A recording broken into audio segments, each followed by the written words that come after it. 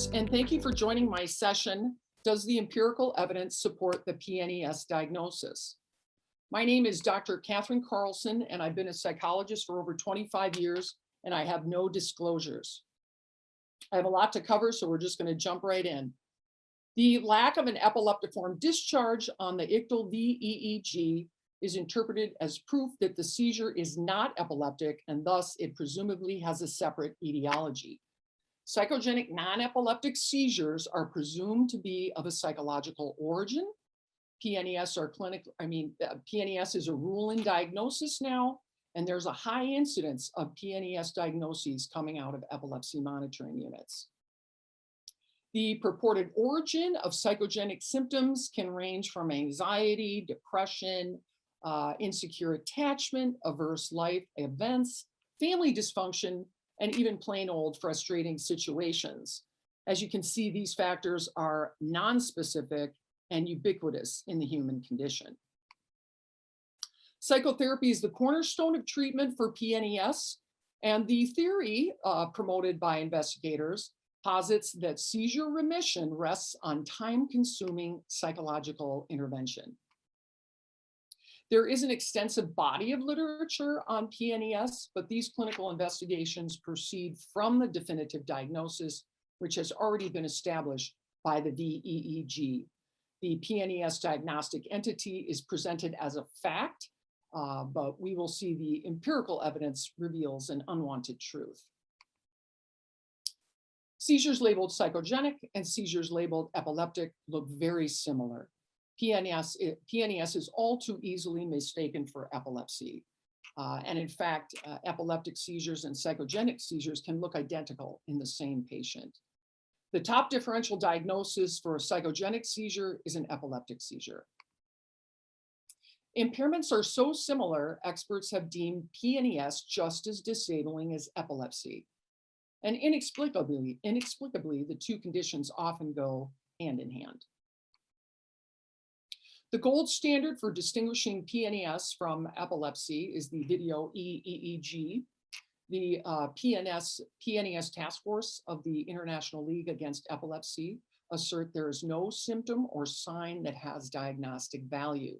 Seizure semiology plays a non-essential diagnostic role. The gold standard is admittedly fallible. Not all epileptic seizures show a scalp discharge, particularly when deeper buried cortex is involved. The high incidence of PNES diagnoses coming out of epilepsy monitoring units points to the fallible test being employed as a litmus test. Frontal lobe seizures have a reputation for not registering on VEEG electrodes, scalp electrodes in particular. When you look at one study with 7 subjects, 6 of 55 simple partial seizures were detected with scalp electrodes. Epilepsy monitoring unit, those 49 simple partial seizures would be labeled psychogenic. 10 patients with scalp negative EEGs showed epileptiform discharges on the intracranial electrodes. In the modern epilepsy monitoring units, very, very unlikely these patients would have gotten an intracranial investigation and they would have been diagnosed with PNES. So according to experts, the closest test to a biopsy for distinguishing epilepsy from PNES would be intracranial monitoring, but that's considered too risky for patients with a suspicion of PNES. They assert that, without intracranial monitoring, there's no way to prove that the PNES diagnosis is correct. Patients with seizures labeled psychogenic and patients with seizures labeled epileptic both show pervasive brain pathology, including structural alterations, which can result in eleptogenesis. Patients with PNES and epilepsy have the same high mortality rate, 2.5 times that above the general population. PNES investigators, they do not and cannot account for this salient empirical data. There's evidence that psychogenic seizures have remitted on anti-epileptic medication. Here's one study where about half of the patients mistakenly treated for epilepsy reported complete or partial remission of seizures on the anti-epileptic medication. The conclusion of the investigators was that the seizure reduction stemmed from a placebo effect. Conversely, I think they were right. A favorable response is likely to be interpreted as supporting a diagnosis of epilepsy. Psychogenic seizures have been eliminated and induced by epilepsy surgery. In this study, 9 of 13 patients with PNES and comorbid epilepsy stopped having PNES, and of those 7 stopped having seizures altogether. The interpretation of the investigators was that the epileptic seizures remitted because they were cured by the resection of the ictogenic part of the brain, but the seizures labeled psychogenic must have improved because surgery is a psychological event. Traumatic brain injury is a significant risk factor for epilepsy and seizures labeled psychogenic. Spontaneous remission of epilepsy occurs in a substantial proportion of untreated epilepsy patients.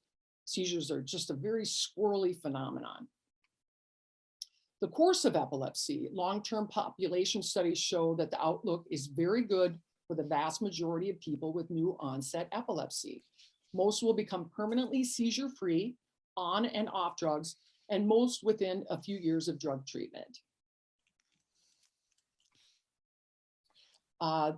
There's also evidence, the spontaneous remission of psychogenic seizures is well documented. One study looked at 69 patients who did not pursue psychotherapy as recommended. Over half of those patients reported their seizures were in remission after 12 months. So more than half of patients, I'm sorry, I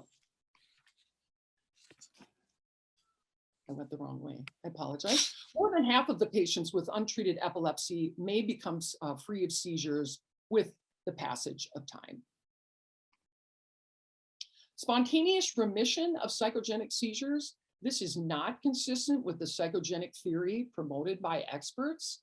They do not and cannot account for this salient empirical finding. Seizure alert dogs have reliably alerted to seizures labeled epileptic and seizures labeled psychogenic.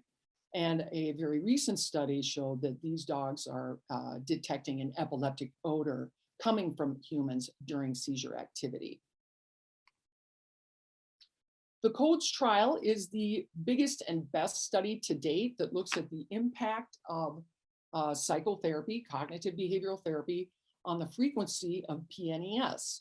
The study showed there was no statistically significant advantage of cognitive behavioral therapy over plain old standardized medical care. The PNES investigators, I did it again, I apologize. The PNES investigators concluded, well, since it wasn't effective, maybe we should just not have seizure frequency as a primary outcome. This is, of course, problematic since the patients are told that seizure remission rests on psychotherapy. In response to epidemiological studies that showed no discernible trauma in many patients with symptoms labeled psychogenic, they changed the nomenclature from psychogenic to functional. But make no mistake, when you read the literature, the name has changed, but the psychogenic theory underlying the functional diagnosis has not. We can see the PNES task force still states that a PNES, these psychogenic seizures, have a psychological cause or mechanism. In this process of advocating for changing the nomenclature from psychogenic to functional, these experts expose their own fallacious reasoning. The presumption of a psychogenic etiology entails a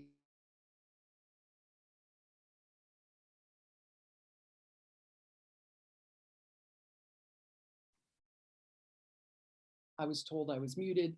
The presumption of a psychogenic etiology entails a circular logic that is scientifically unfalsifiable. And they also state the psychogenic etiology is poorly defined and not supported by the current evidence. Fictitious disorders, these are patients who intentionally feign symptoms. They may even self-induce illness or injury. These are not conversion disorders. Intentional feigning warrants a diagnosis of fictitional disorder. Intentionally feigned seizures will produce a negative ictal VEEG. The literature shows that, and this has been a long-standing problem, that investigators are still conflating intentional feigning with psychogenic disorders. We can see they're talking about psychogenic patients with psychogenic seizures having a history of self-poisoning. They talk about patients with psychogenic seizures consciously producing these seizures. Those are not psychogenic. That is not the concept that they're talking about. Those are fictitious disorders, which means undetected fictitious disorders are contributing to the PNES patient population. And I think likely the conviction that obviously psychogenic disorders exist. So the empirical evidence weighs in, and the epileptic hypothesis seamlessly accounts for all of the empirical data, whereas the psychogenic hypothesis explains nothing but a negative ictal VEEG. Seizures labeled psychogenic are in fact epileptic seizures that were not close enough to register on scalp electrodes in epilepsy monitoring units where PNES is a rule in diagnosis. The PNES diagnosis does not exist, and this patient population consists of patients with epilepsy and a smattering of fictitious disorders. Interesting that the validity of the PNES diagnosis is never revisited by influential PNES investigators. And thank you so much for attending. And there are references and resources at the end of this slideshow for you to review.